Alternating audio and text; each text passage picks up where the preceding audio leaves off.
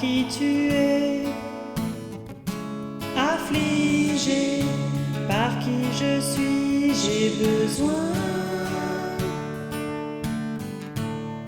de ta grâce dans ma vie.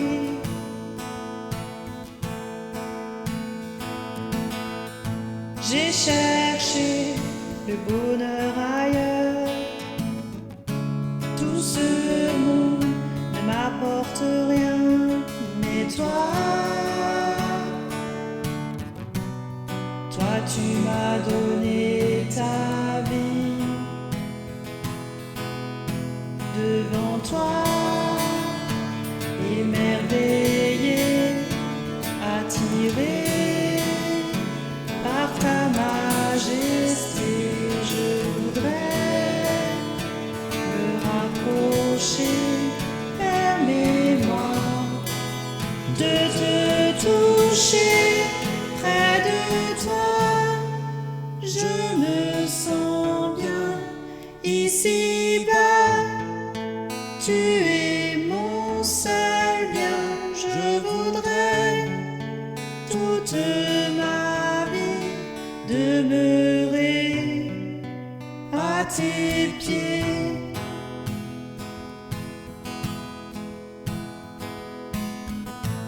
Ébloui par qui tu es, affligé par qui je suis, j'ai besoin de ta grâce dans ma vie.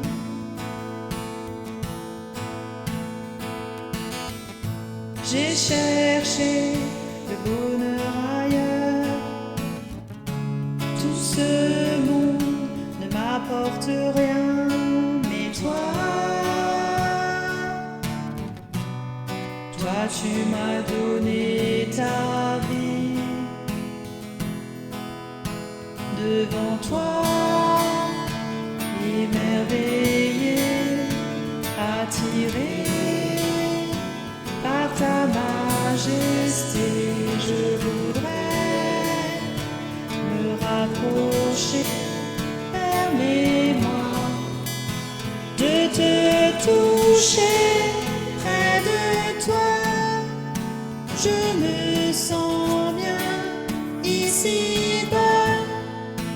Tu es mon seul bien, je voudrais toute ma vie demeurer à tes pieds. Près de toi, je me sens bien ici-bas. Tu es mon seul bien, à tes pieds je me prosterne et je ne vois plus que toi.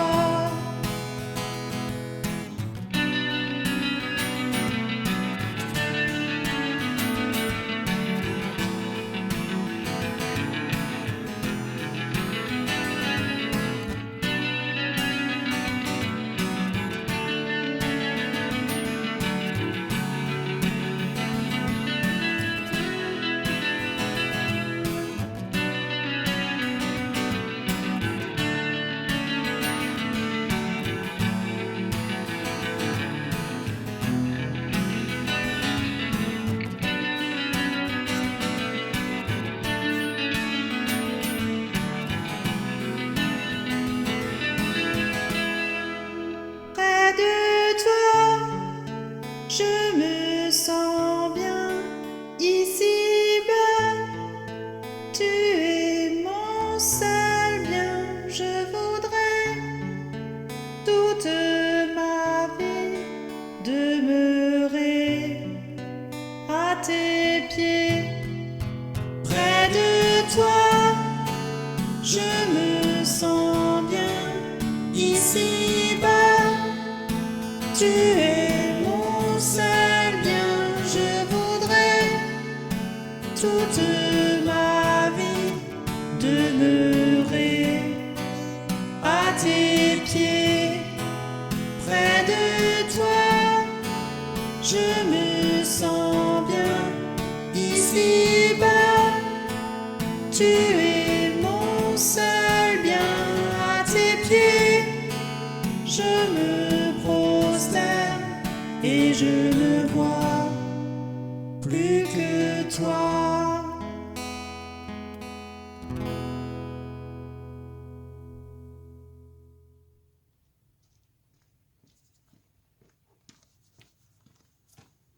Ah bah vous êtes là. Eh ben c'est super, on est juste à l'heure pour le nouveau culte vidéo. On y va.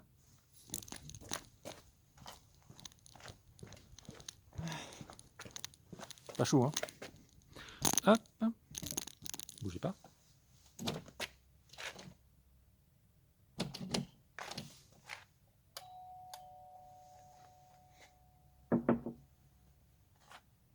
Vous y croyez, ça?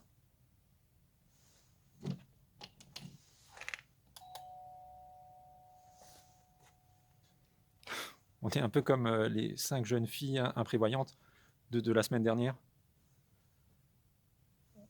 À l'intérieur, il y a la méga teuf, la fête du siècle. Et nous, on est coincés devant la porte.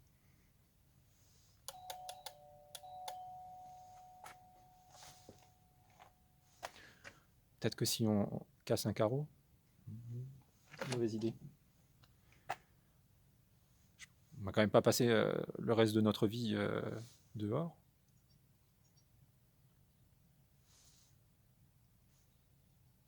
J'y pense. Le proprio m'a filé la clé. Su casa es mi casa. Chez lui, je suis chez moi. Mais d'ailleurs, vous aussi. Enfin, peut-être pas ici au presbytère, mais ni même à l'église en pierre, là. Mais dans l'église pierre vivante et corps du Christ, si vous le voulez, vous avez votre place. Hein.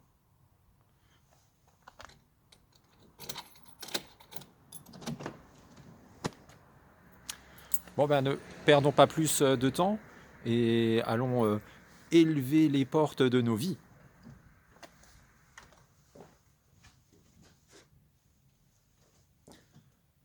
Et en entrant, vous essuyez bien les pieds. Allez, on y va.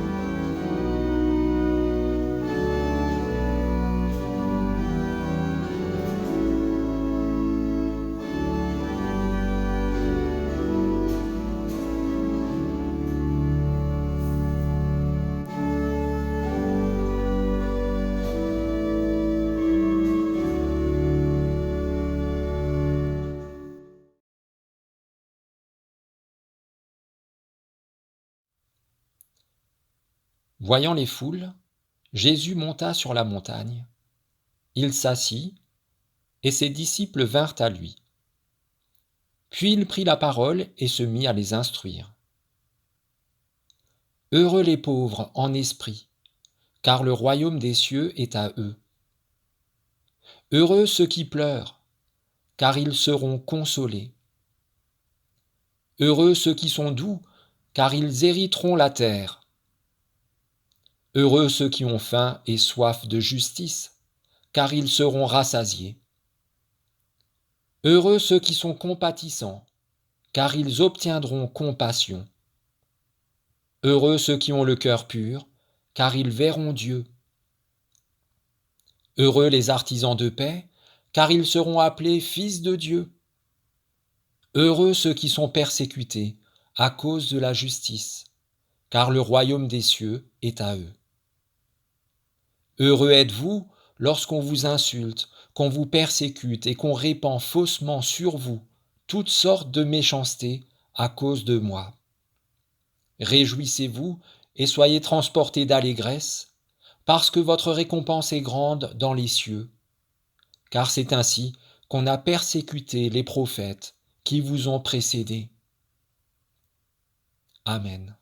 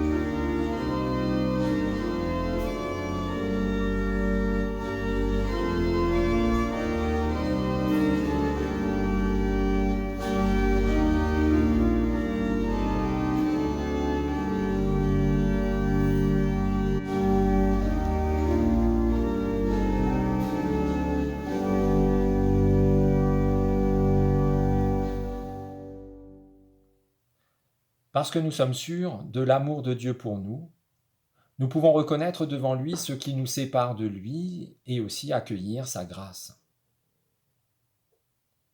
Seigneur, toi tu t'es abaissé pour nous rencontrer dans notre humanité. Et nous croyons encore que ce qui importe, ce sont nos propres forces. Nous nous confions en nos mérites, en nos bonnes actions. Nous faisons confiance à notre intelligence et à nos richesses. Seigneur, toi qui es venu combler les humbles de tous tes biens et renvoyer les arrogants les mains vides, regarde toutes les fausses richesses qui nous éloignent de toi et des autres. Seigneur, apprends-nous cette simplicité, cette pauvreté, cette humilité dans laquelle tu nous as rejoints, dans laquelle tu nous combles de joie, dans laquelle tu nous déclares heureux. Seigneur, débarrasse-nous de tout ce qui nous éloigne de ta bonne nouvelle, afin que nous puissions vraiment vivre ce royaume que tu es venu nous annoncer. Amen. Alors avez-vous remarqué dans les béatitudes, il est dit, où il est question d'être pauvre en esprit, ou d'avoir un cœur de pauvre, de pleurer, il est question d'être doux, d'être affamé et assoiffé de justice, de faire preuve de compassion, d'avoir un cœur pur, d'établir la paix de ses propres mains, de subir la persécution alors que pourtant on est juste.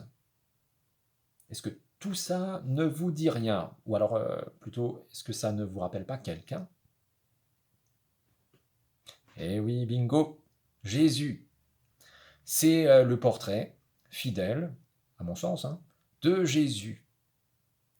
Ce même Jésus qui, aujourd'hui, à chacun d'entre nous, redit les paroles qu'il a prononcées devant le paralytique que ses amis avaient porté à lui, devant cette femme dont la réputation était sulfureuse, la pécheresse, qui lui lave les pieds de ses larmes et les essuie de ses cheveux, devant aussi cette autre femme, a priori surprise en flagrant délit d'adultère, et que les religieux de l'époque ont condamné et voulaient mettre à mort.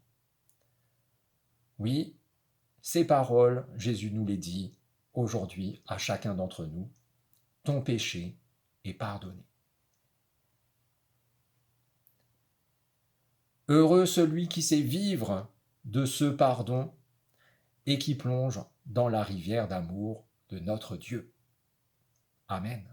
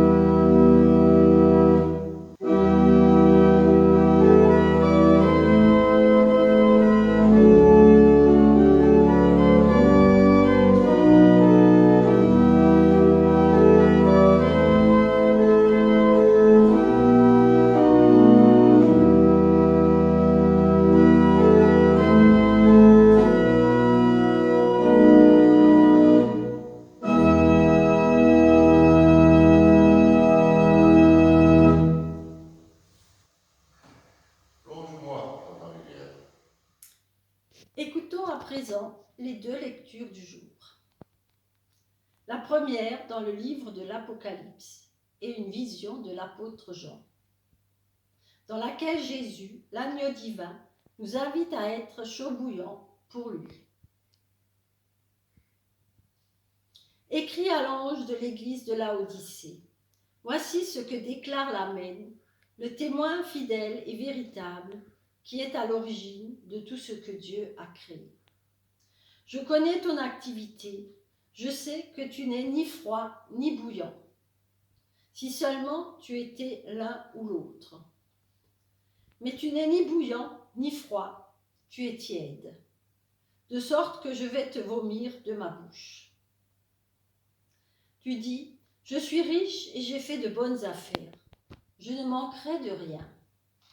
En fait, tu ne sais pas combien tu es malheureux et misérable.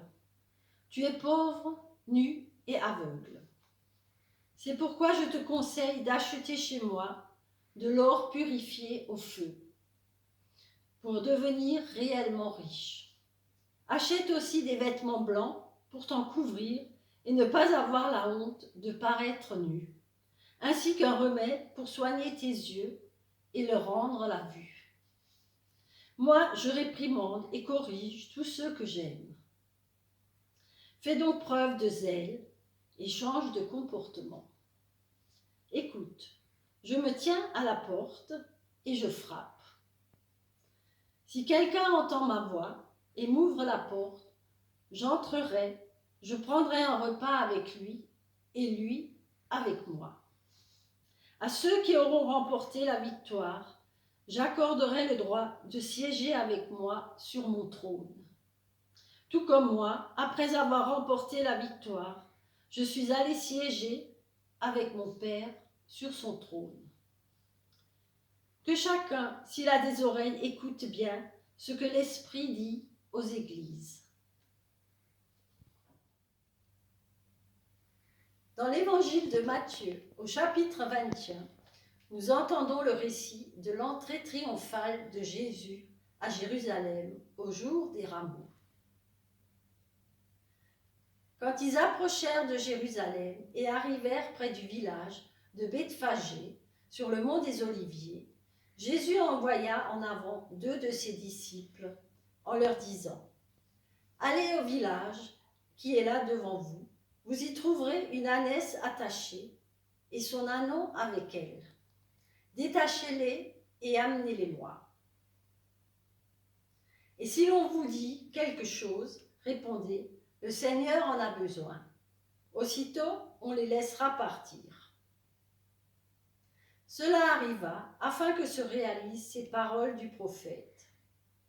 Dites à la population de Sion, « Regarde, ton roi vient à toi, plein de douceur, monté sur une ânesse, et sur un ânon, le petit d'une ânesse. » Les disciples partirent donc et firent ce que Jésus leur avait ordonné.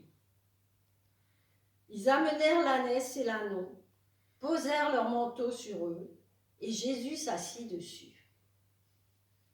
Une grande foule de gens étendirent leurs manteaux sur le chemin, d'autres coupaient des branches aux arbres et les mettaient sur le chemin. Les gens qui marchaient devant Jésus et ceux qui le suivaient criaient « Gloire au Fils de David ! Que Dieu bénisse celui qui vient au nom du Seigneur.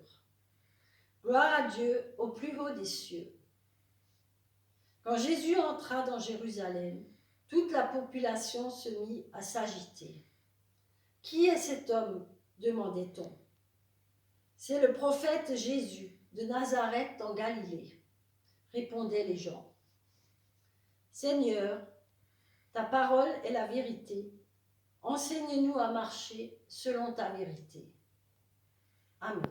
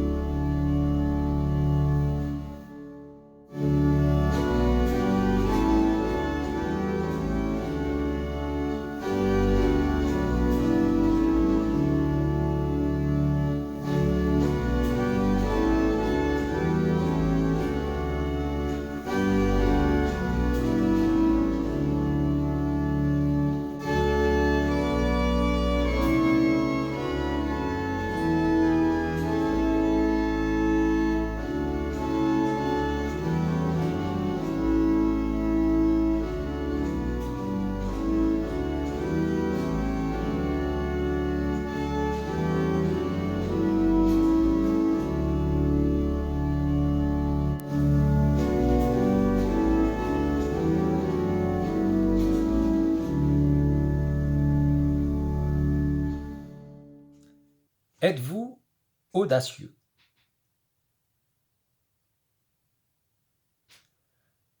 Dans mon lycée, on racontait l'histoire d'un gars, ou alors peut-être une fille, euh, qui avait eu 20 sur 20 à une dissertation de philo.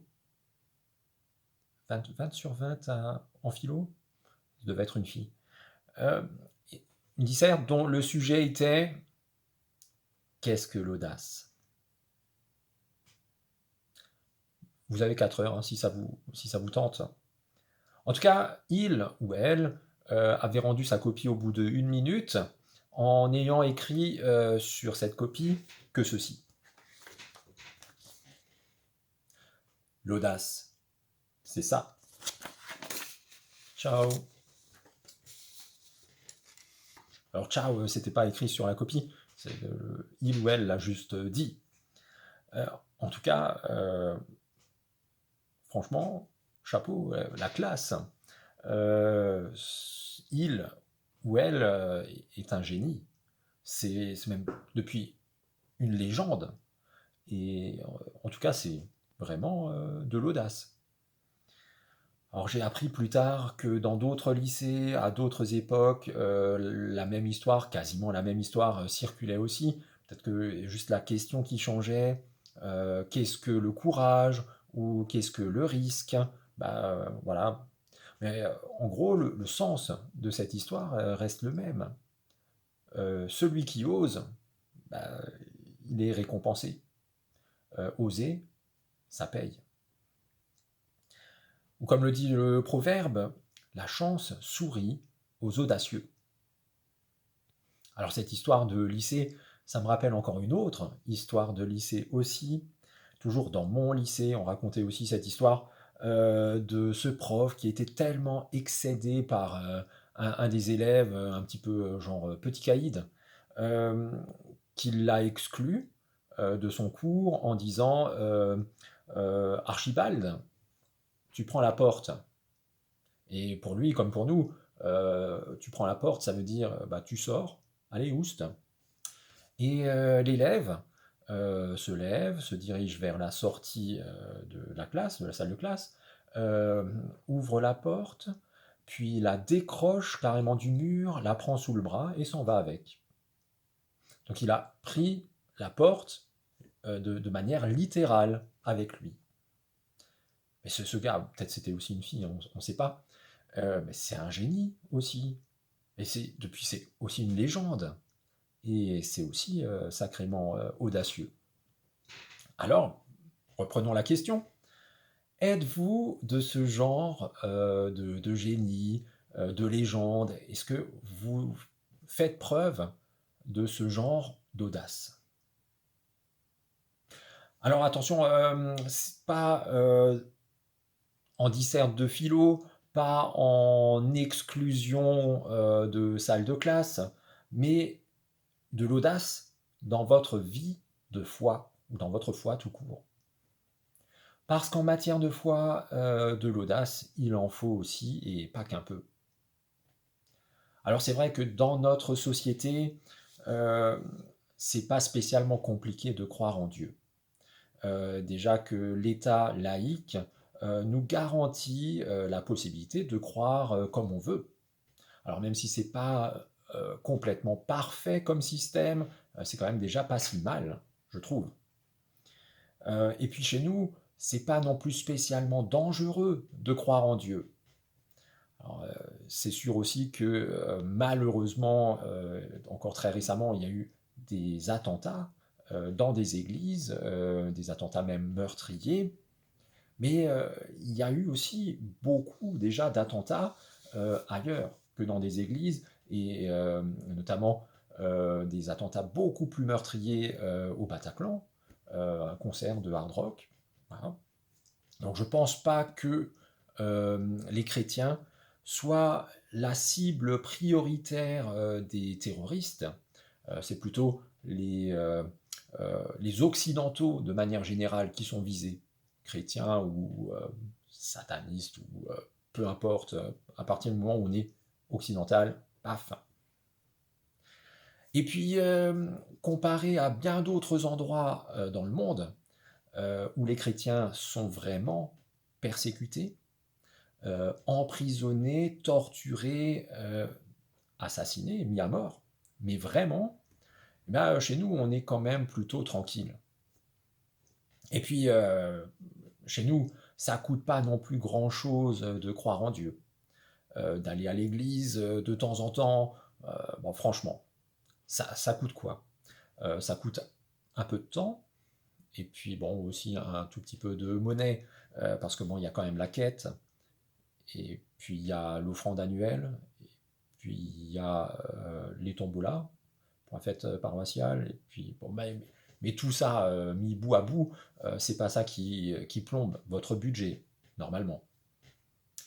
Et puis dans notre belle campagne, c'est quand même encore assez important pour beaucoup de gens de, par exemple, quand même baptiser leur enfant.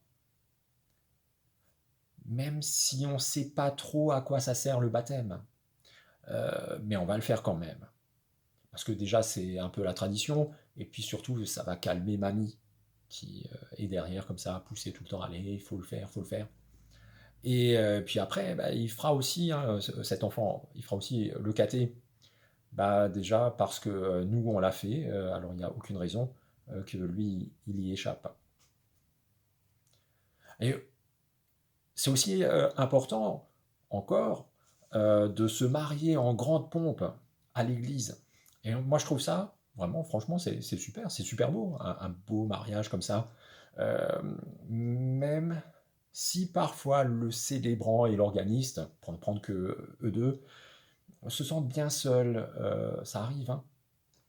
Au milieu de cette foule de gens qui n'attendent qu'une seule chose, c'est l'apéro.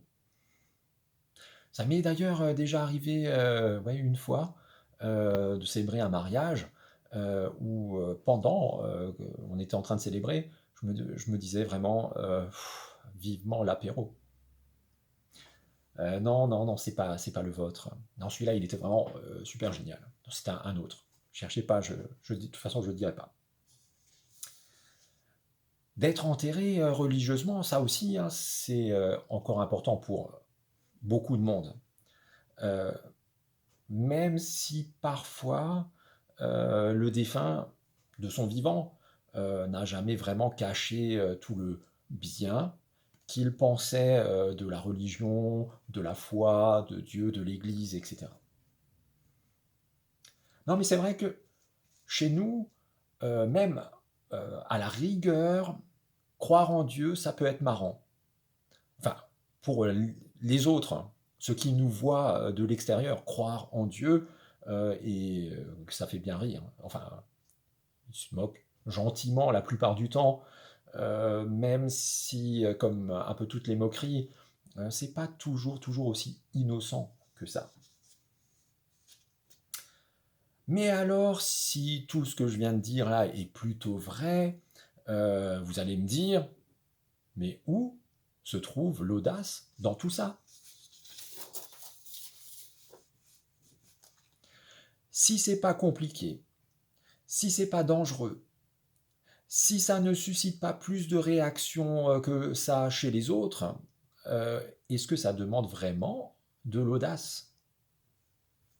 Et là, je vous répondrai que bah, si effectivement croire en Dieu, c'est plutôt facile chez nous, croire vraiment en Dieu, ça, c'est audacieux. Si je faisais la disserte dont on a parlé là au début, qu'est-ce que l'audace? Ben, je répondrais ça. L'audace, c'est croire en Dieu, mais vraiment. Pas juste croyouiller, enfin, vous voyez ce que je veux dire? Non, vraiment. Vraiment avoir la foi, oui, ça, c'est audacieux. En fait, on est tellement tranquille à ce niveau-là, au niveau de la foi, par rapport à tous les soucis qui nous tombent dessus de tous les côtés, qui s'accumulent, qui pèsent, qui nous plombent. que notre foi, elle est toute menue, rachitique, rabougrie, mollassonne, rikiki. Rien à voir avec cette force, cette puissance, cette énergie qu'elle est censée être et qui normalement devrait nous aider à vraiment faire face à tous nos soucis. Oui, une fois pas assez brûlante, c'est le truc le plus horrible qui peut nous pendre au nez. Dans la première lecture du jour, Jésus dit même que pour lui, le pire, c'est ceux qui sont tièdes. S'il avait parlé de porte, il aurait dit quelque chose comme ça. Je te connais. Je sais que tu n'es ni ouverte ni fermée, mais juste entr'ouverte. Si seulement tu étais soit ouverte, soit fermée. Et il aurait raison. Une porte entr'ouverte, c'est pire qu'une porte fermée. Parce qu'en fonction de ce qui l'arrange, cette porte entr'ouverte, elle se fait passer soit pour une porte ouverte, regardez, je ne suis pas fermé, soit pour une porte fermée, regardez, je ne suis pas vraiment ouverte. Et ça, c'est quoi sinon de l'arnaque? Et d'ailleurs, l'expérience nous prouve que le pire, c'est effectivement ces portes entr'ouvertes. Petite question. Dans quoi est-ce qu'on se cogne le plus facilement et le plus douloureusement? Exactement. Dans une porte entr'ouverte. Quand la porte est fermée, on bute contre elle et puis on est un peu bloqué pendant un moment, mais il suffit de l'ouvrir et puis c'est réglé. Quand la porte est ouverte, on passe sans se cogner, tranquillement. Mais quand la porte est entr'ouverte, on peut faire attention comme on veut, on reste accroché. Et ça, c'est quand ça se passe bien. Mais la plupart du temps, bim, l'orteil, HS. Ou alors bim le genou, ou bim le rein, ou bim le coude, ou bim l'épaule. Ou on croit que ça passe et bim, on s'explose le pif. Ça ne rate jamais et c'est quand même douloureux. Alors oui, l'audace de notre foi, c'est d'être une porte parfaitement ouverte. Alors attention, pas ouverte à tout et à n'importe quoi. Ouverte au roi de gloire qui fait son entrée. On l'a chanté. Martor, Titur, Titor, Martweit, es kommt der Herrlichkeit. C'est le psaume 24 qu'on aurait pu prier. Et puis on l'a aussi entendu dans le récit de l'entrée de Jésus à Jérusalem. Oui, comme Jésus est entré dans la ville par la grande porte, au sens propre comme au sens figuré, Jésus veut, et il mérite, d'entrer dans notre vie de la même façon, par la grande porte. Au propre, mais surtout au figuré. La porte de notre vie, c'est la porte de notre cœur. C'est la porte la plus précieuse qu'on ait. Ce qui fait d'elle, automatiquement, une grande porte, puisqu'elle est précieuse. Et en même temps, cette porte, grande, parce que précieuse, elle est en général assez étroite. Bien souvent, c'est cette porte-là qu'on tient le mieux fermée, mais double tour, parce que bien souvent, on s'est déjà fait avoir par le passé. Bien souvent, on a déjà été abusé, arnaqué, blessé sentimentalement. Forcément, après, on est prudent. On se dit que pour ne plus être blessé, pour ne plus souffrir d'un amour ou d'une affection déchirée, il vaut mieux éviter de donner trop de place, trop d'importance, trop d'amour à l'autre, qu'il soit humain ou divin. Et d'un côté, on a raison. Faut pas laisser entrer n'importe qui ou n'importe quoi dans notre cœur. Voilà, on l'a déjà dit.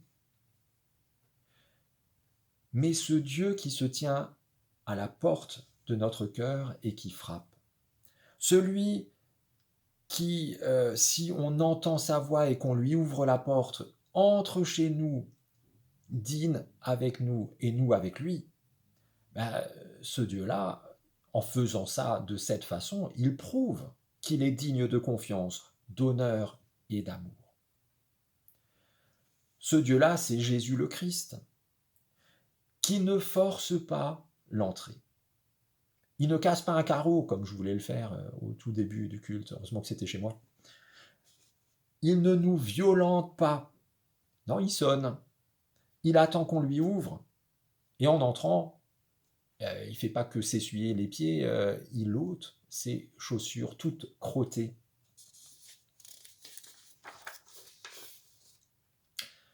Et une fois présent, chez nous, en nous, dans notre vie, ben, il est entièrement à 100% avec nous et rien qu'avec nous.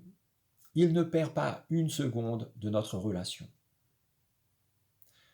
Et plus que de juste apporter le dessert, comme on fait quand on est invité quelque part, en fait, c'est lui qui nous sert à table.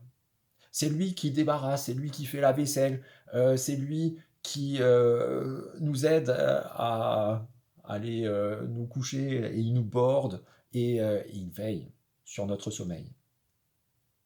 C'est lui qui, chaque lendemain, finalement nous prépare notre petit déjeuner et qui nous apporte notre panier repas au boulot.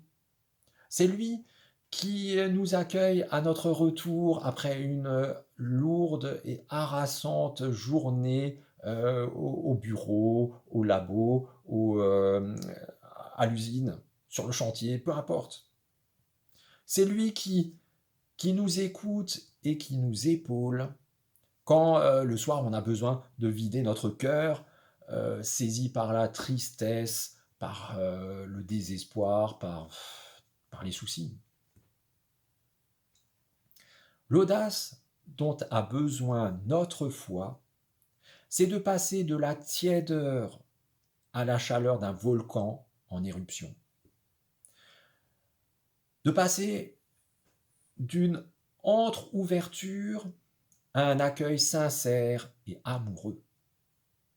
De passer d'une foi à la carte, quand et comment on veut, on a envie, à la demeure constante de Dieu dans notre vie.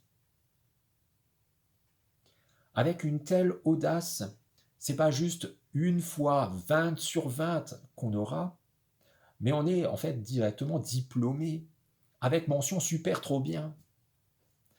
Avec une telle audace, peu importe la météo extérieure, là, en ce moment il vaut mieux être dedans, dans notre cœur et dans notre vie, il fait toujours chaud et beau, malgré les difficultés. Avec une telle audace, c'est la grande porte du royaume de Dieu qui s'ouvre pour nous. Et juste derrière elle, passer le pas de cette porte, le festin éternel des noces de l'agneau. Puisse Dieu ouvrir nos cœurs à une telle audace et nous attirer à lui. Amen.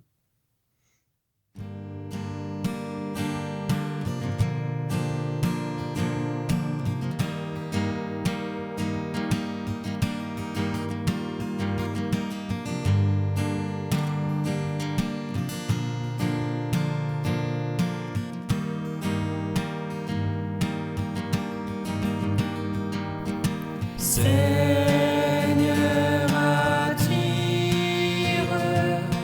mon cœur à toi. Je te désire tout près de moi. Ma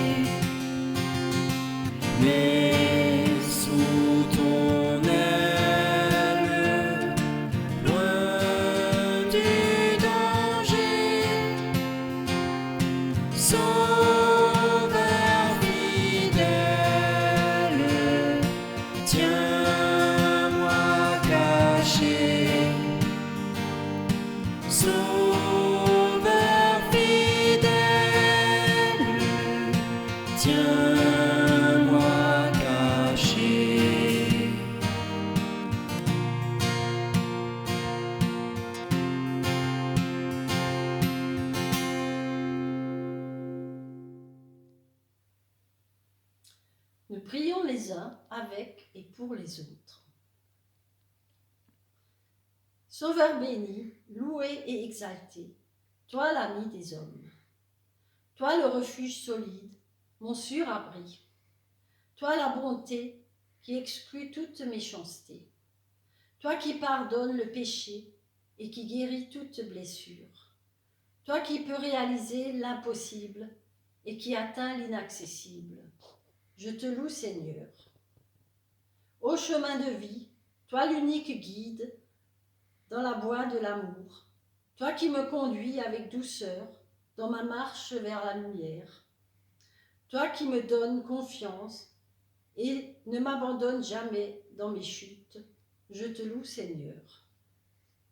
Clarté sans ombre, toi qui m'enveloppes et me couvres de tes ailes, toi qui dans ma misère m'illumines des rayons de ta grandeur infinie, toi qui me rends à nouveau glorieux par ta lumière, toi qui me renouvelles et me rends ma beauté originelle.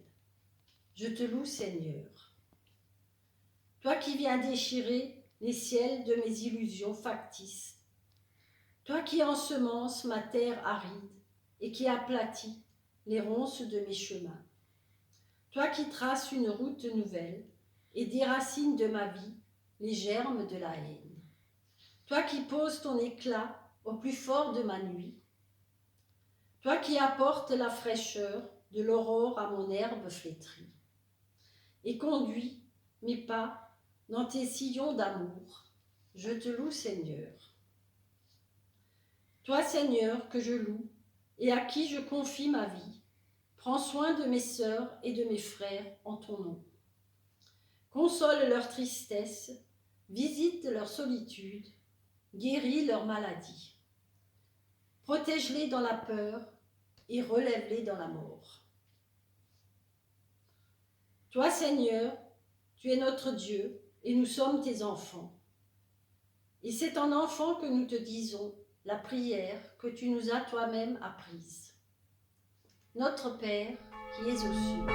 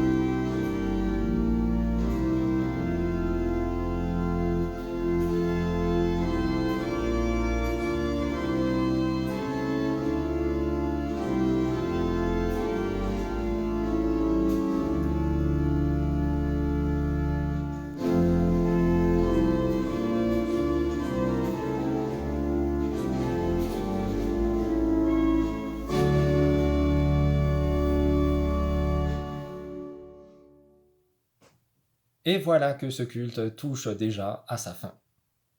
Alors, allons dans cette journée, dans cette semaine, dans nos vies, en nous souvenant du secours miraculeux obtenu par Paul et Silas, lorsqu'après avoir délivré d'un esprit impur la servante d'un couple très vénal, ils se sont tous les deux retrouvés en prison, après avoir été roués de coups et placés sous une garde renforcée, jusqu'à ce que ceci. Vers le milieu de la nuit, Paul et Silas priaient et chantaient les louanges de Dieu. Les autres prisonniers les entendaient. Tout à coup, il se produisit un grand tremblement de terre. Les fondations de la prison furent ébranlées. À l'instant même, toutes les portes s'ouvrirent et tous leurs liens se détachèrent. Aucune porte, aucune prison, aucune entrave n'est trop solide pour notre Dieu. Son amour pour nous est plus fort que tout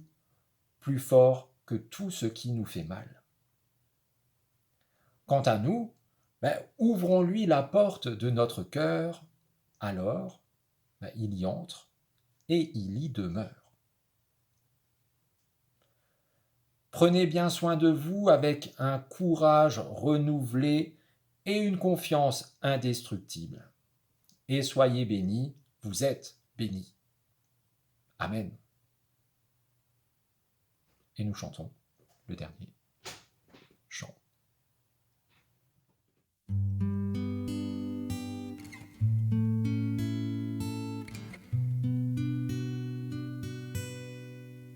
Comment expliquer et comment décrire cet amour si grand, si puissant, que rien ne peut le contenir. Tu sais mes espoirs, Seigneur, tu sais mes craintes. Sont bien trop petits pour dire tout l'amour que j'ai pour toi. Alors entends mon cœur, mon esprit qui te loue. Entends le chant d'amour d'un enfant racheté. Je prendrai mes faibles mots pour te dire quel Dieu merveilleux tu es. Mais je ne pourrai pas te dire combien je t'aime. Alors entends mon cœur. Si tout comme la pluie,